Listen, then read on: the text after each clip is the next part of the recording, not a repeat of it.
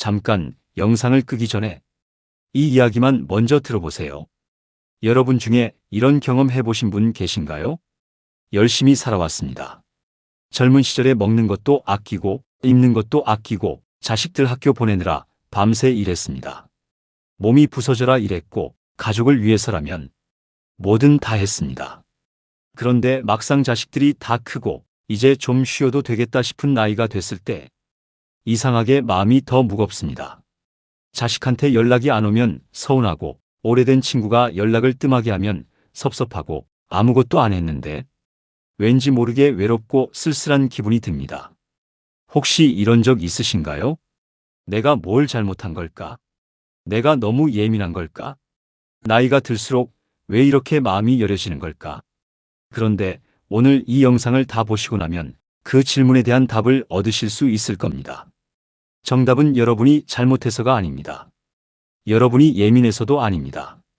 이것은 인간이라면 누구나 겪는 아주 자연스러운 현상이고 독일의 철학자 쇼펜하우어는 무려 200년 전에 이미 이 이유를 정확하게 설명했습니다. 오늘은 어렵지 않게 이야기하듯 쇼펜하우어의 철학을 통해 나이가 들수록 마음이 편해지는 삶의 태도를 함께 이야기해 보려 합니다.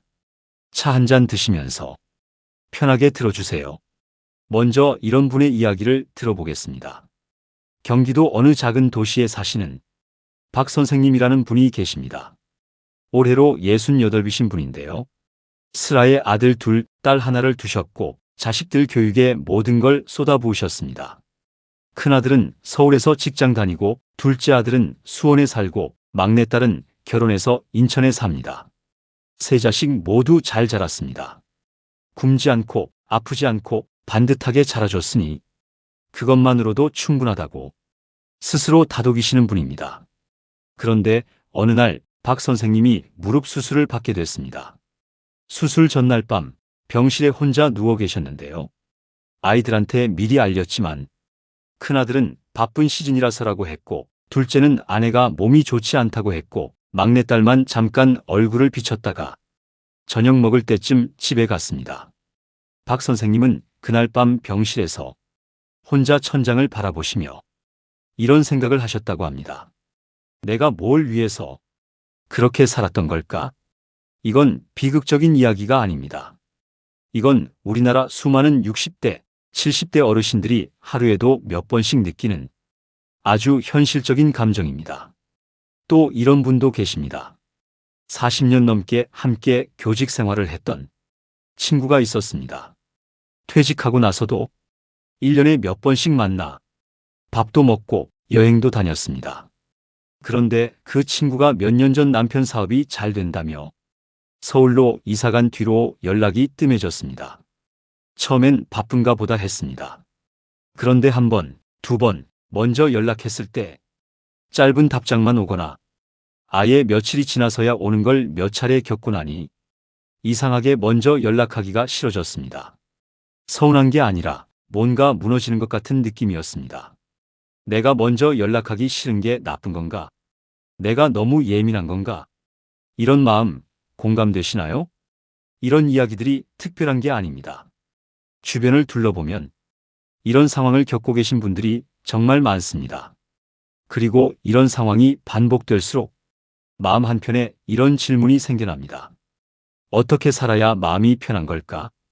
오늘 그 답을 쇼펜하우어라는 철학자의 눈으로 함께 들여다보겠습니다. 하지만 대부분의 사람들이 여기서 큰 착각을 합니다. 많은 분들이 이런 상황을 겪으면 이렇게 생각하십니다. 내가 자식을 잘못 키웠구나. 내가 친구를 잘못 사귀었구나. 사람이 변한 거야. 세상이 각박해진 거야. 그런데 그렇지 않습니다. 이것은 개인의 잘못도 관계의 실패도 아닙니다. 이건 인간의 본성, 그 자체에서 오는 일입니다. 그리고 쇼펜하우어는 이것을 너무나 정확하게 꿰뚫어 보았습니다. 쇼펜하우어, 이름부터가 어렵게 느껴지시죠? 아르투어 쇼펜하우어, 1788년에 태어나 1860년에 세상을 떠난 독일의 철학자입니다. 그런데 이분이 살았던 시대는 무려 200년 전이지만 그분이 한 이야기들을 읽어보면 깜짝 놀라게 됩니다. 마치 오늘날 우리 일상을 보고 쓴 것 같거든요. 쇼펜하우어를 한마디로 설명하면 인간에 대해 아주 솔직한 사람이었다고 할 수 있습니다. 다른 철학자들이 인간은 이성적이다, 인간은 선하다, 세상은 발전한다고 말할 때 쇼펜하우어는 정반대로 이야기했습니다. 아니, 인간은 본질적으로 욕망의 동물이고 그 욕망 때문에 끝없이 고통받는다. 처음엔 이게 너무 비관적인 말처럼 들립니다. 그런데 그분이 말한 내용을 천천히 들여다보면 오히려 마음이 편안해지는 이상한 경험을 하게 됩니다. 왜냐하면 쇼펜하우어의 철학을 이해하면 내 잘못이 아니었구나, 사람이 다 그런 거였구나, 그러니 너무 기대하지 않아도 되는 거구나라는 걸 깨닫게 되기 때문입니다. 쇼펜하우어는 평생 독신으로 살았습니다. 친구도 별로 없었고 어머니와도 사이가 좋지 않았습니다. 인간관계에서 많이 상처받았고 그 상처를 철학으로 풀어낸 사람입니다. 그래서인지 그분의 철학에는 인간관계의 이면, 기대와 실망, 고독의 의미에 대한 이야기가 아주 많습니다. 오늘은 그분이 한 이야기들 중에서 60대 이후를 살아가는 우리에게 가장 위로가 되고 도움이 되는 이야기들만 골라서 들려드리겠습니다. 어렵지 않게 이야기처럼 풀어드릴 테니 걱정 마세요. 쇼펜하우어가 남긴 유명한 말 중에 이런 게 있습니다. 인생은 고통과 권태 사이를 오가는 시계추와 같다. 처음 들으면 그게 무슨 말이야? 하실 수 있습니다. 뭔가를 원할 때는 고통스럽고 그걸 얻으면 곧 지루해지고 또 다른 걸 원하게 된다는 뜻입니다. 생각해 보시면 어떠세요? 맞는 말이지 않나요? 젊었을 때는 집 한 채만 있으면 소원이 없겠다 했는데 집이 생기니까, 차가 있으면 좋겠다고 했고 차가 생기니까, 자식들 대학만 보내면 했고 자식들 대학 보내니까, 결혼만 하면 했고 결혼 다 시키고 나니까 손주 보는 게 소원이 됐습니다. 원하는 것을 얻는 순간 또 다른 걸 원하게 됩니다. 인간은 이 사이클에서 벗어날 수가 없다고 쇼펜하우어는 말합니다. 이게 비관적인 이야기처럼 들리시나요? 잠깐 기다려 보세요. 이게 사실 굉장히 위안이 되는 이야기입니다. 그 이유를 지금부터 풀어드리겠습니다. 이런 질문 해보신 적 있으신가요? 왜 내 자식은 나한테 저렇게 무심할까? 왜 친구들은 내가 힘들 때 옆에 없을까? 왜 사람들은 다 자기 이익만 챙길까? 쇼펜하우어는 이 질문에 아주 직접적으로 대답합니다. 인간은 원래 이기적으로 태어난다. 이것은 개인의 잘못이 아니라 생명의 본질이다. 처음엔 이 말이 차갑게 들릴 수 있습니다. 그런데 이게 왜 위안이 되는지 천천히 설명해 드리겠습니다. 쇼펜하우어는 인간을 포함한 모든 생명체에는 살고자 하는 의지가 내재되어 있다고 했습니다. 이걸 그분은 생의 의지라고 불렀습니다. 이 생의 의지가 뭐냐면 쉽게 말해서 자기 자신을 먼저 보호하고 자기 자신의 욕구를 먼저 채우려는 본능적인 힘입니다. 이건 나쁜 게 아닙니다. 살아남기 위해 반드시 필요한 본능입니다. 여러분도 생각해 보시면 아무리 착한 사람도 자기가 배가 고프면 남보다 자기 먹을 것 먼저 챙기게 됩니다. 아무리 희생적인 부모도 자기 자식이 먼저 잘 되기를 바랍니다. 이건 인간의 본성입니다. 그런데 문제는 우리가 이 사실을 모른 채로 살아간다는 겁니다. 우리는 흔히 이렇게 기대합니다. 내 자식이니까 나를 먼저 생각해 줄 거야. 내 친구니까 나를 이해해 줄 거야. 내가 그동안 잘해줬으니까 그 사람도 나한테 잘해줄 거야. 그런데 현실은 어떤가요? 내 자식도 내 친구도 내가 아무리 아끼는 사람도 결국 자기 생활이 바빠지면 나보다 자기를 먼저 챙깁니다. 이게 배신이 아닙니다. 이게 인간의 본성입니다. 쇼펜하우어는 이렇게 말했습니다. 타인에 대한 기대는 모두 환상이다. 인간은 결국 자기 자신의 존재에만 직접적으로 관심을 갖는다. 이 말이 처음엔 슬프게 들릴 수 있습니다. 그런데 이 사실을 진짜로 받아들이고 나면 오히려 마음이 가벼워집니다. 왜냐하면 그 사람이 나를 챙기지 않은 게 나를 싫어해서가 아니라 그냥 사람이 원래 그렇게 생겨먹어서라는 걸 알게 되기 때문입니다. 여기서 아주 중요한 이야기를 하나 더 드리겠습니다. 우리나라 어르신들 중에 특히 자식을 위해 모든 걸 바친 분들 중에 이런 생각을 은연중에 하시는 분들이 계십니다. 내가 이만큼 해줬으니까 나중에 내 자식도 나를 이만큼 챙겨주겠지. 이건 일종의 거래처럼 생각하는 겁니다. 내가 해준 만큼 돌아올 거라는 기대. 그런데 쇼펜하우어는 이것에 대해서도 아주 명확하게 이야기합니다. 은혜를 베푼 사람은 기억하지만 은혜를 받은 사람은 잊는다. 이게 나쁜 사람들의 이야기가 아닙니다. 인간이 원래 그렇게 작동한다는 겁니다. 내가 자식을 위해 희생한 기억은 내 안에 아주 선명하게 남아 있습니다. 그 고생, 그 헌신, 그 밤샘 일들이 내 삶의 큰 부분이었으니까요. 그런데 자식들 입장에서는 어떨까요? 어릴 때 부모가 해준 건 당연한 것으로 느껴집니다. 그게 자식의 잘못이 아닙니다. 자식은 부모의 희생을 부모가 당연히 해야 할 일로 기억하도록 뇌가 설계되어 있습니다. 왜냐하면 부모의 보살핌 속에서 태어났기 때문에 그게 기본값이 되어버린 거니까요. 이 사실을 알고 나면 자식이 무심하게 느껴질 때 이 녀석이 배은망덕하구나가 아니라 아, 그냥 사람이 원래 그런 거구나라고 생각할 수 있게 됩니다. 그리고 그 생각의 차이가 마음의 고통을 훨씬 줄여줍니다. 하지만 대부분의 사람들이 여기서 큰 착각을 합니다. 그럼 인간이 이기적이라면 인간관계는 다 포기해야 한다는 거야? 아닙니다. 전혀 아닙니다. 쇼펜하우어가 말한 건 인간관계를 포기하라는 게 아닙니다. 인간관계에 대한 기대의 수준을 현실에 맞게 조정하라는 겁니다. 사람을 사랑하되 그 사람이 나를 완벽하게 이해하고 나를 항상 먼저 생각하고 나를 절대 실망시키지 않을 거라는 기대는 내려놓으라는 겁니다. 왜냐하면 그런 기대 자체가 인간의 본성에 반하는 기대이기 때문입니다. 이 이야기를 계속 이어가겠습니다. 쇼펜하우어 철학의 핵심 중 하나는 바로 이겁니다. 고통의 근원은 욕망이다. 여기서 욕망이라는 건 거창한 게 아닙니다. 뭔가를 원하는 것, 기대하는 것, 바라는 것, 이 모든 게 욕망입니다. 돈을 많이 갖고 싶다는 것도 욕망이지만 자식이 전화를 자주 해줬으면 하는 것도 욕망입니다. 친구가 나를 이해해줬으면 하는 것도 욕망이고 내가 인정받고 싶다는 것도 욕망입니다. 그리고 이 욕망이 이루어지지 않을 때 우리는 고통을 느낍니다. 이 이야기를 들으니 뭔가 생각나시는 게 있으신가요? 오늘도 자식한테서 연락이 안 왔습니다. 어제도 안 왔고 그저께도 안 왔습니다. 처음에는 바쁜가 보다라고 생각했습니다. 그런데 며칠이 쌓이면 이런 생각이 들기 시작합니다. 나는 지금 어떠냐고 한 번도 물어보지 않네. 내가 아파도 모르겠구나. 내가 없어져도 며칠은 모르겠구나. 이 생각이 들기 시작하면 마음이 굉장히 아픕니다. 근데 이걸 쇼펜하우어 식으로 해석해보면 어떨까요?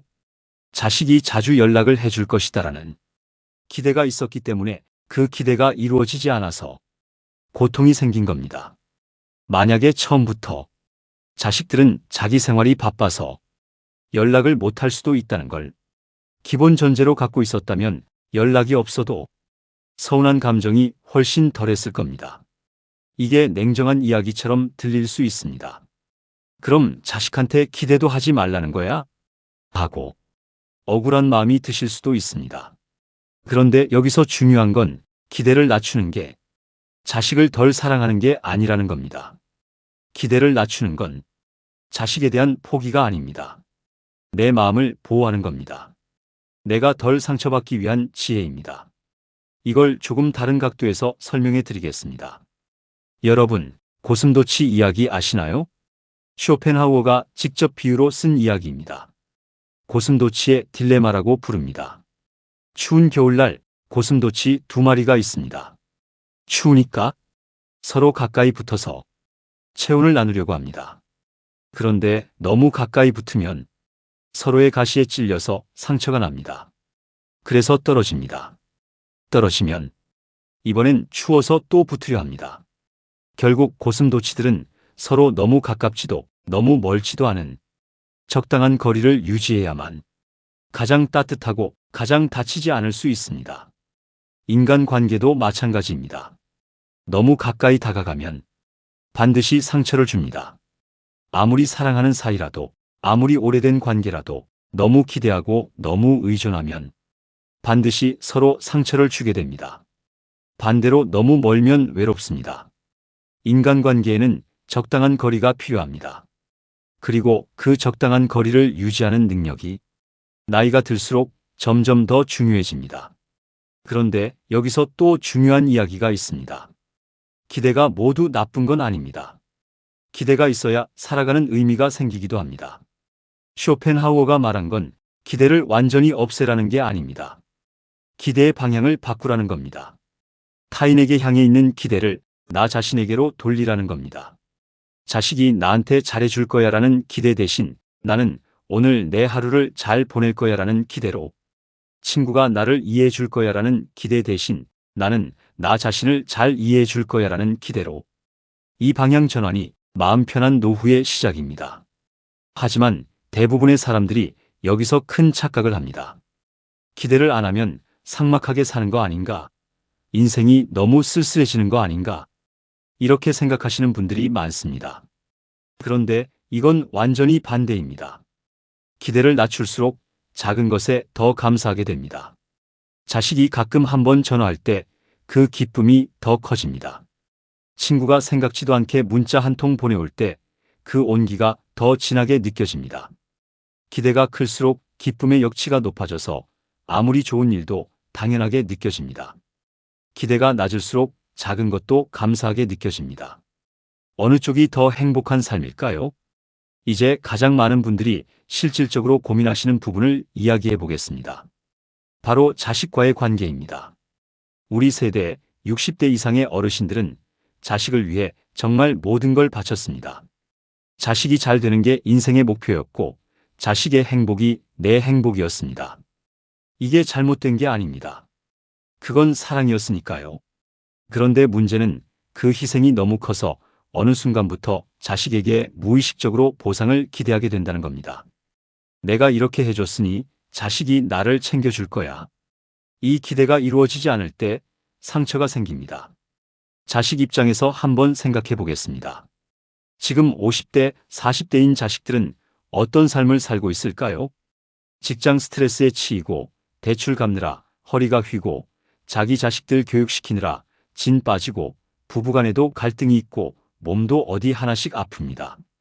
이 모든 걸 감당하면서 살아가고 있습니다.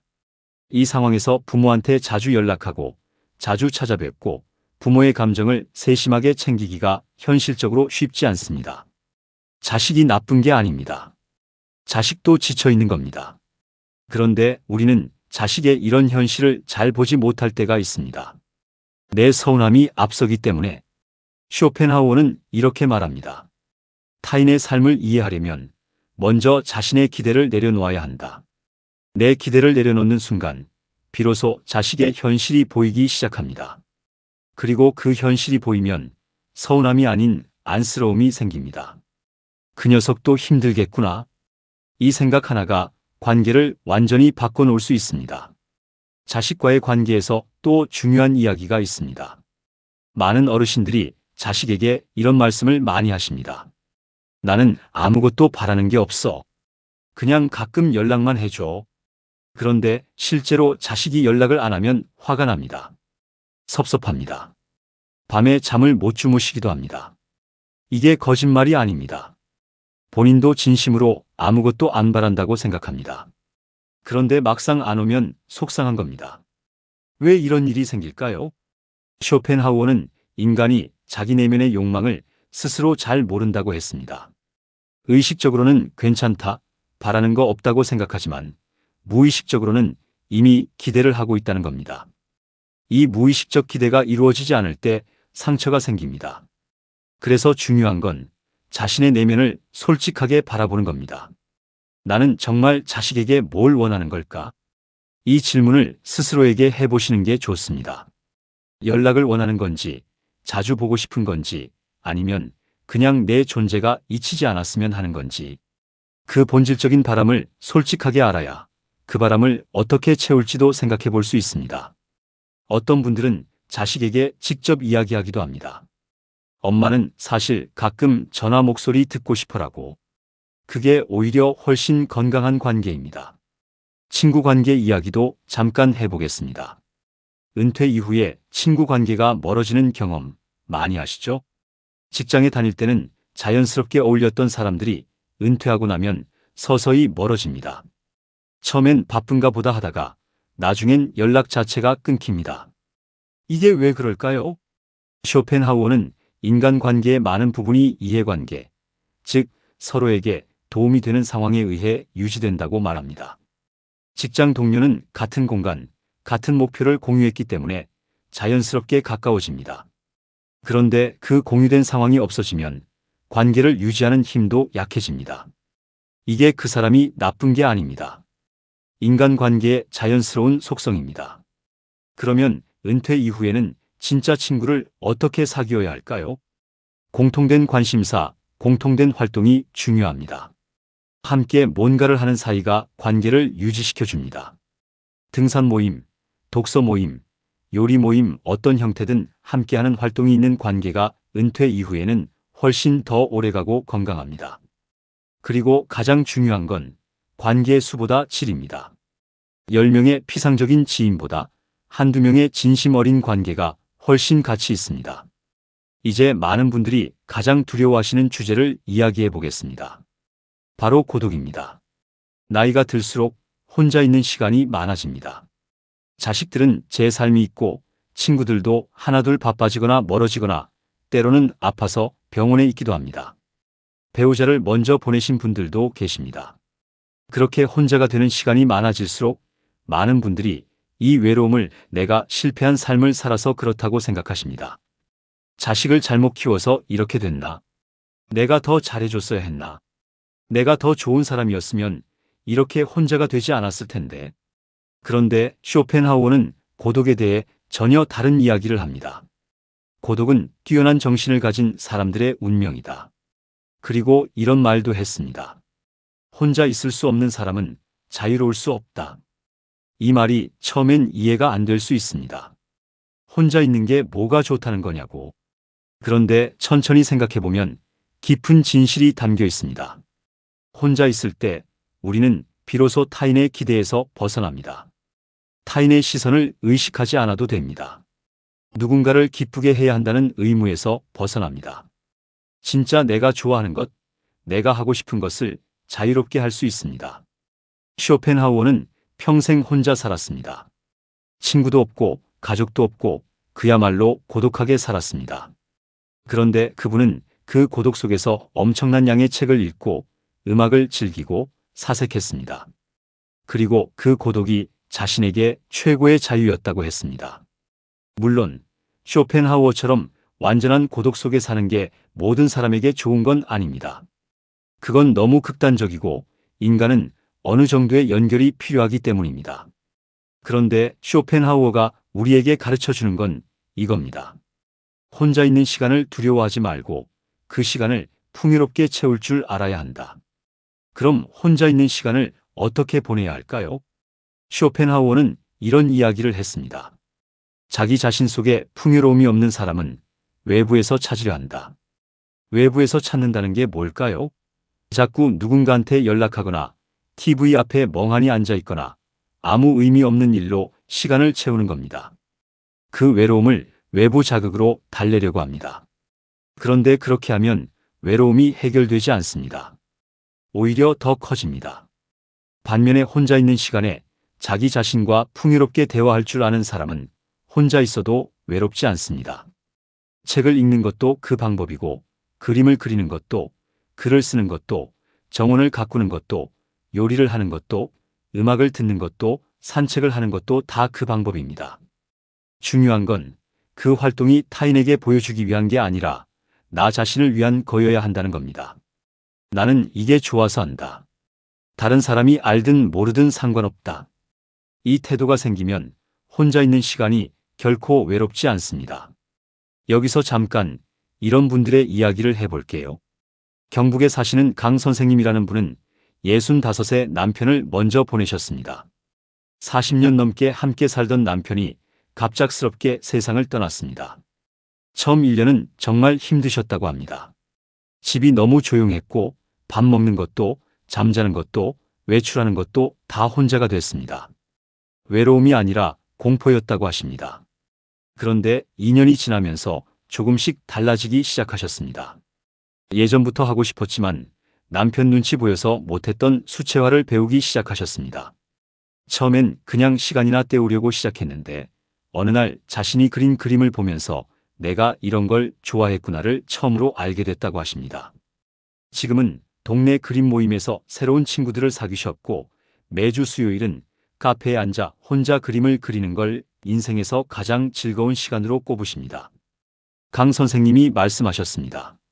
예전엔 혼자 있으면 나 자신이 너무 가엾었어요. 그런데 이젠 혼자 있는 시간이 제일 편안해요. 내 마음이 제일 자유로운 시간이에요. 이게 바로 쇼펜하우어가 말한 고독의 자유입니다. 하지만 대부분의 사람들이 여기서 큰 착각을 합니다. 많은 분들이 혼자 있는 걸 견디기 위해서 자꾸 바쁘게 지내야 한다고 생각합니다. 사람들을 만나야 하고 어딘가를 가야 하고 뭔가를 해야만 한다고 생각합니다. 그런데 쇼펜하우어는 반대로 말합니다. 진짜 고독을 받아들이려면 먼저 아무것도 하지 않는 시간을 버틸 줄 알아야 한다고. 아무것도 안 하는 시간에 불안해지는 건 내 마음속이 아직 타인의 시선과 기대로 가득 차 있기 때문이라고 합니다. 아무것도 안 해도 괜찮습니다. 아무도 나를 보지 않아도 괜찮습니다. 오늘 특별한 일이 없어도 괜찮습니다. 그냥 있는 것, 그 자체가 충분합니다. 이 감각을 익히는 것이 노후의 가장 큰 평화입니다. 지금까지 쇼펜하우어 철학의 큰 흐름을 이야기 드렸는데요. 이제 좀 더 구체적이고 현실적인 이야기를 해드리겠습니다. 오늘 영상을 보시고 나서 실제로 어떻게 살면 마음이 편해지는지 3가지로 정리해 드리겠습니다. 첫 번째 지혜. 자식에게는 선물처럼 대하고 투자처럼 생각하지 않기. 자식을 키우고 자식을 위해 헌신하는 건 아름다운 일입니다. 그런데 그 헌신이 나중에 돌아올 것을 기대하는 투자가 되어버리면 거기서부터 관계가 어긋납니다. 선물은 돌려받을 기대 없이 주는 겁니다. 투자는 이익을 기대하고 주는 겁니다. 자식에게 해주는 모든 것이 선물이라고 생각하면 자식이 연락을 안 해도 자식이 명절에 못 와도 기대하지 않았기 때문에 상처가 훨씬 작습니다.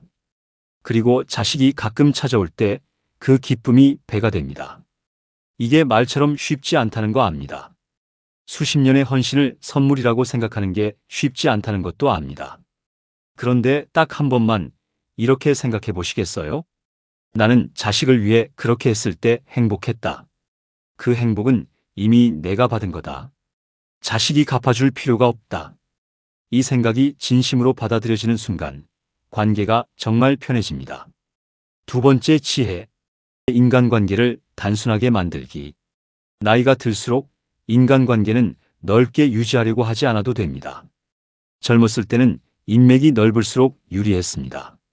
직장에서, 사회생활에서 많은 사람을 알고 지내는 게 도움이 됐습니다. 그런데 60대 이후의 삶은 다릅니다. 이제는 관계의 수보다 관계의 깊이가 중요합니다. 쇼펜하우어는 이렇게 말했습니다. 군중 속에 있어도 외로운 사람이 있고 혼자 있어도 풍요로운 사람이 있다. 관계의 수가 아니라 관계의 질이 외로움을 결정한다. 지금 당신 주변에 억지로 유지하고 있는 관계가 있지 않으신가요? 만날 때마다 에너지가 빠지는 사람, 만나고 나면 기분이 좋지 않은 사람, 가면 갈수록 서로 불편한 사이인 걸 알면서도 오래된 인연이라서 끊지 못하는 관계. 그런 관계를 억지로 유지하는 에너지를 아끼시는 게 좋습니다. 그 에너지를 진심으로 함께 있으면 편한 사람 한두 명에게 쏟으시는 게 훨씬 좋습니다. 관계를 정리하는 게 매정한 게 아닙니다. 내 남은 에너지와 시간을 소중히 쓰는 지혜입니다. 세 번째 지혜. 나 자신을 위한 시간을 의도적으로 만들기. 이 이야기가 어쩌면 가장 중요할 수 있습니다. 많은 어르신들이 평생 타인을 위해 살았습니다. 자식을 위해, 남편이나 아내를 위해, 가족을 위해, 나 자신을 위한 시간이 없었습니다. 그러다 보니 나이가 들어서 막상 내가 뭘 좋아하는지 모르는 분들도 계십니다. 나는 뭘 하고 싶은 걸까? 내가 뭘 할 때 행복한 걸까? 이 질문을 한 번도 진지하게 해본 적이 없는 분들이 많습니다. 쇼펜하우어는 자기 자신을 이해하는 것이 모든 행복의 출발점이라고 했습니다. 지금부터라도 늦지 않습니다. 작은 것부터 시작하세요. 오늘 하루 내가 진짜 하고 싶은 게 뭔지 딱 하나만 생각해 보세요. 커피 한 잔 마시면서 좋아하는 라디오 들으시는 건지, 동네 공원을 천천히 걸으시는 건지, 오래 묵혀두었던 책을 꺼내 보시는 건지, 손주들 사진을 꺼내 보며 미소 짓는 건지, 크고 대단한 것이 아니어도 됩니다. 그 작은 것 하나가 오늘 하루를 내 것으로 만들어줍니다. 그리고 한 가지 더 말씀드리고 싶은 게 있습니다. 쇼펜하우어는 평생 아주 규칙적인 생활을 했습니다. 매일 같은 시간에 일어나고, 같은 시간에 글을 쓰고, 같은 길을 산책하고, 같은 시간에 잤습니다. 왜 그랬을까요? 규칙이 있으면 하루가 자신의 것이 됩니다. 타인에게 의존하지 않아도 매일의 삶이 의미 있어집니다. 매일 아침 작은 루틴 하나를 만들어 보시는 건 어떨까요? 아침에 일어나서 따뜻한 물 한 잔 마시기, 창문 열고 하늘 보기, 일기 한 줄 쓰기, 짧은 스트레칭 하기. 이 작은 루틴들이 쌓이면 오늘도 내 하루를 살았다는 뿌듯함이 생깁니다. 그리고 그 뿌듯함이 혼자 있어도 외롭지 않은 마음의 기초가 됩니다. 하지만 대부분의 사람들이 여기서 큰 착각을 합니다. 이 나이에 뭔가를 새로 시작하는 게 의미가 있을까? 이런 생각이 드실 수 있습니다. 그런데 쇼펜하우어의 말을 기억하세요. 삶의 마지막 순간까지 의지가 있는 곳에 의미가 있다. 나이는 시작을 막는 이유가 되지 않습니다. 오히려 지금 이 시간이 평생 처음으로 온전히 나 자신만을 위해 살 수 있는 시간입니다. 젊었을 때는 자식이 있고 직장이 있고 가족이 있어서 내 마음대로 할 수 없었습니다. 지금은 다릅니다. 지금은 비로소 진짜 자유입니다. 이 자유를 두려움이 아닌 선물로 받아들이시길 바랍니다. 이제 오늘 이야기를 마무리할 시간이 됐습니다. 오늘 쇼펜하우어 철학을 통해서 이런 이야기들을 해드렸습니다. 인간은 본질적으로 이기적이고 그건 개인의 잘못이 아니라 생명의 본성이다. 기대가 클수록 고통도 크고 기대를 낮출수록 작은 것에 더 감사할 수 있다. 자식과의 관계에서도 친구 관계에서도 적당한 거리와 낮은 기대가 오히려 관계를 더 건강하게 만든다. 고독은 불행이 아니라 자유이며 혼자 있는 시간을 풍요롭게 채울 줄 아는 것이 노후의 가장 큰 지혜이다. 이 이야기들이 처음엔 차갑게 들릴 수 있습니다. 인간이 이기적이고 기대하지 말라니 세상이 너무 쓸쓸한 거 아닌가 하고 생각하실 수도 있습니다. 그런데 오늘 이 이야기들을 다시 한번 조용히 되새겨 보시면 이게 사실 아주 따뜻한 메시지라는 걸 아시게 될 겁니다. 왜냐하면 이 철학이 말하는 핵심은 결국 이겁니다. 당신의 행복은 타인에게 달려있지 않다. 당신의 행복은 당신 안에 있다. 자식이 연락을 해줘야 행복한 게 아닙니다. 친구가 나를 챙겨줘야 행복한 게 아닙니다. 누군가가 나를 알아봐줘야 행복한 게 아닙니다. 행복은 외부에서 오는 게 아니라 내 안에서 찾는 겁니다. 그리고 그 내면의 행복을 찾는 방법이 오늘 이야기한 것들입니다. 마지막으로 이 영상을 보고 계신 모든 분들께 꼭 하고 싶은 말씀이 있습니다. 여러분은 정말 열심히 살아오셨습니다. 젊었을 때 얼마나 힘드셨는지, 얼마나 많은 걸 참으셨는지, 얼마나 많은 걸 포기하셨는지 그 세월이 눈에 보이는 듯합니다. 그 삶이 완벽하지 않았을 수 있습니다. 실수도 있었고 후회도 있었을 겁니다. 더 잘해줄 수 있었는데 못해준 것들도 있을 겁니다. 그런데 그게 다 인간이기 때문입니다. 완벽한 부모, 완벽한 배우자, 완벽한 친구는 세상에 없습니다. 쇼펜하우어도 그걸 알았습니다. 그래서 그분은 인간을 비난하지 않았습니다. 인간을 이해하려 했습니다. 이제 자신에게도 그런 이해를 주시길 바랍니다. 나는 내 능력껏 최선을 다해서 살아왔다. 이 말을 오늘 스스로에게 한번 해주시겠어요? 자식에게 기대하기 전에, 친구에게 서운해하기 전에 먼저 나 자신에게 이렇게 말해보세요. 나는 충분히 잘 살아왔다. 이 생각 하나가 많은 것을 바꿔줍니다. 쇼펜하우어는 말년에 이런 말을 남겼습니다. 결국 인생에서 우리가 기억해야 할 것은 삶이 고통스럽다는 사실이 아니라 그 고통 속에서도 우리가 살아남았다는 사실이다. 여러분은 살아남으셨습니다. 온갖 풍파를 다 겪고 넘어지기도 하고 무너질 것 같기도 하면서 그래도 오늘 여기까지 오셨습니다. 그게 얼마나 대단한 일인지 아십니까? 오늘부터는 조금 더 자기 자신에게 친절해지시길 바랍니다. 자식한테 서운한 마음이 들면 그럴 수도 있지라고 한번 속으로 말해보세요. 혼자 있는 시간이 길어지면 지금 나는 자유롭다라고 한번 생각해보세요. 뭔가 잘 안 되는 것 같은 날엔 나는 충분히 잘하고 있다라고 한번 다독여주세요. 그 작은 생각의 변화들이 하루하루 쌓이면 1년 후에는 지금보다 훨씬 마음이 가벼워진 자신을 발견하게 되실 겁니다. 오늘 이 긴 이야기를 끝까지 들어주셔서 진심으로 감사합니다. 이 영상이 여러분께 조금이라도 위로가 됐으면 하는 마음으로 만들었습니다. 공감이 되셨다면 좋아요와 구독 부탁드립니다. 그리고 주변에 이 이야기를 나누고 싶은 분이 계시다면 이 영상을 한번 공유해 주시는 것도 좋을 것 같습니다. 다음 영상에서 또 만나겠습니다. 건강하게 잘 지내세요. 감사합니다.